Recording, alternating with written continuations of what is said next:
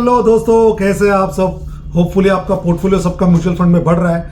अगर आप जानते हैं कि एक पीएमएस पोर्टफोलियो मैनेजमेंट सर्विस करके एक स्कीम जनरली ये बैंक्स या जो ये ब्रोकिंग कंपनीज है ये चलाती है, जिसमें मिनिमम टिकट साइज होता है 50 लाख के करीब। और फिर और एक स्कीम है जिसको कहते हैं वन ऑल्टरनेट इन्वेस्टमेंट फंड, जिसकी टिकट साइज है 1 करोड़। मतलब इससे कम होगा तो आपको उसके अंदर लेंगे नहीं, आपको एंट्री नहीं है। और 50 लाख पीएमएस के लिए एंट्री है। और फिर तो अपना आता है म्यूचुअल फंड जो मिनिमम 100 रुपए से भी चालू होता है। तो अभी सेबी ने कल दिया हुआ है कि एसेट क्लास को इंट्रोड्यूस करेंगे जिसकी मिनिमम टिकट साइज होगी 10 लाख। तो ये उनके लिए है जो 50 लाख नहीं अफोर्ड कर सकते बट वो ज़्यादा रिस्क लेना चाहते हैं। ज़्यादा रिस्क मतलब ज़्यादा रिटर्न्स, तो ऐसी भी कैटेगरी अभी एक आई है, क्योंकि बहुत सारे इन्वेस्टर्स अभी म्यूचुअल फंड में इन्वेस्ट कर रहे हैं, स्टॉक मार्केट में इन्वेस्ट कर रहे हैं। तो क्या है इसमें कि बहुत सारे स्कैम्स इसके अंदर हो रहे हैं कि बहुत सारी ऐसी कंपनीज आपको कॉल करती है कि हम आपका पैसा डबल कर देंगे और हम आपको वो अभी बीच में भी अप स्टॉक्स का भी एक ऐसे स्कैम आया था। तो ऐसे लोग किसी और का नाम लेके भी कर रहे हैं और फिर आप लोग उसमें पैसा लगा देते हो, फिर पैसा डूब जाता है। कंप्लेंट सेबी के पास आती है कि ऐसे ऐसे हुआ है। तो सेबी ने सोचा कि ये सब को कर्व करने के लिए इसको हम ही कुछ करते हैं सो दैट रेगुलेटेड वे में लोगों का पैसा एक जगह पे लग जाए और उसके जो भी रिस्क वगैरह है वो सारा कैलकुलेट करके हम एक ऐसा प्रोडक्ट लॉन्च करते हैं। तो इसके बारे में उन्होंने एक प्रपोजल दिया हुआ है। देखिए अभी सेबी ने तो ये कहा है, बट उसने थोड़े कुछ रूल्स भी सेट किए कि ऐसे नहीं कि कोई भी उठ के आप ये प्रोडक्ट लॉन्च करो। तो उसके लिए उन्होंने कहा है कि एएमसी जो है मिनिमम 10,000 करोड़ तो उसने हैंडल किया हुआ रहना चाहिए और 3 साल के अंदर उसका ऑपरेशन हुआ रहना चाहिए कि 3 साल के अंदर वो मार्केट में एएमसी है और 10,000 करोड़ करीब के उसका आपका एयूएम होना चाहिए। पिछले 3 साल से आप 10,000 करोड़ मैनेज करने की कंपनी हो।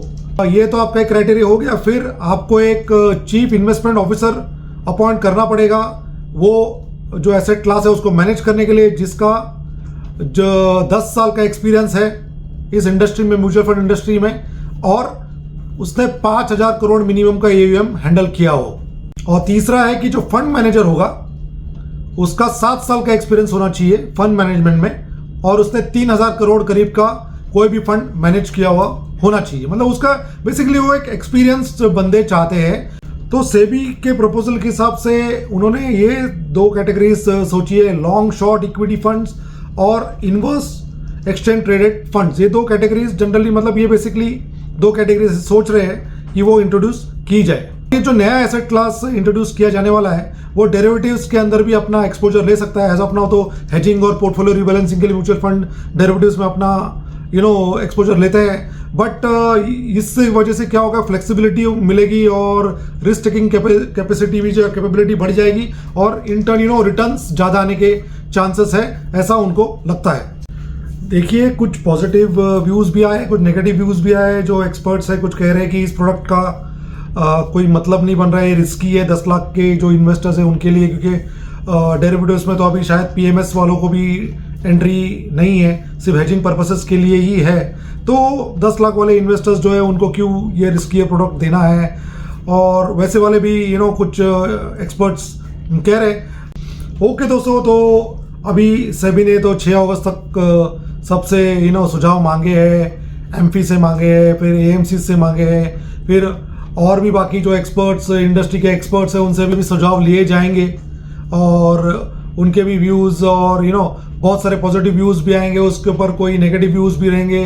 कोई अपना पॉइंट रखेगा कि ये चीज़ सही नहीं है, वो इस चीज़ के बारे में हमको क्लैरिटी चाहिए, स्पेशली टैक्सेशन होगा क्या, कौन इस प्रोडक्ट को प्रमोट करेगा, कहाँ से अगस्त तक तो इसका बारे में तो सुझाव मांगे। उसके बाद फिर सेबी उसके ऊपर कुछ काम करेगी और फिर वो प्रोडक्ट लॉन्च करने की कोशिश करेगी। तो और फिर कौन सी एएमसीज के अंदर पार्टिसिपेट कर रही है वो तो अपने को जब पता चली जाएगा, जब ये प्रोडक्ट मार्केट में आएगा। और फिर उसी तरह एनएफओ वगैरह इसका निकलेगा या क्या इसका नया नाम वगैरह होगा वो देखते हैं। तो क्या आपको लगता है कि आप इस प्रोडक्ट में इन्वेस्टमेंट करेंगे जब ऐसा कोई प्रोडक्ट आता है? आप इतना रिस्क लेने के लिए रेडी है?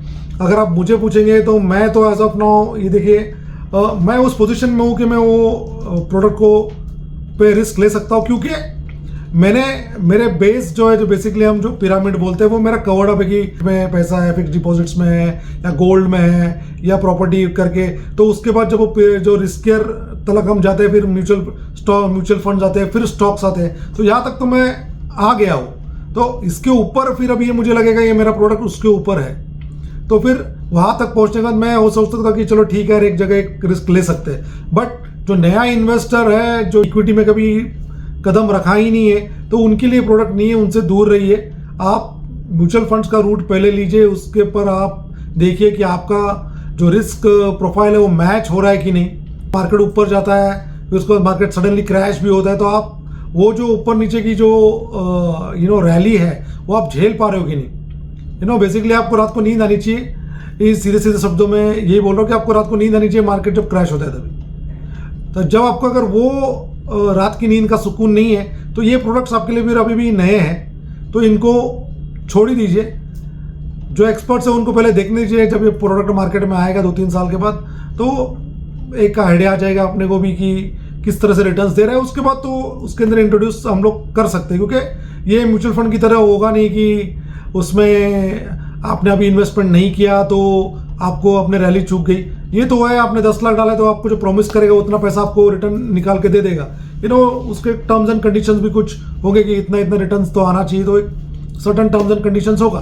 तो मेरे हिसाब से तो अभी तो ये प्रोडक्ट नया है, इसमें हमको इसमें देखने की जरूरत भी नहीं है। जस्ट एक अभी एक प्रोडक्ट लॉन्च हुआ होने वाला है, तो ये सोचा कि मैंने कि आपको एक न्यूज़ दे दूँ ताकि आपको भी आइडिया है कि सभी में मार्केट में क्या क्या चल रहा है। जैसे मैंने बोला कि आपको आपकी नॉलेज बढ़ानी चाहिए, तो न्यूज़ ऐसे आते ही रहेंगे और कुछ ना कुछ प्रोडक्ट्स लॉन्च भी होते रहेंगे।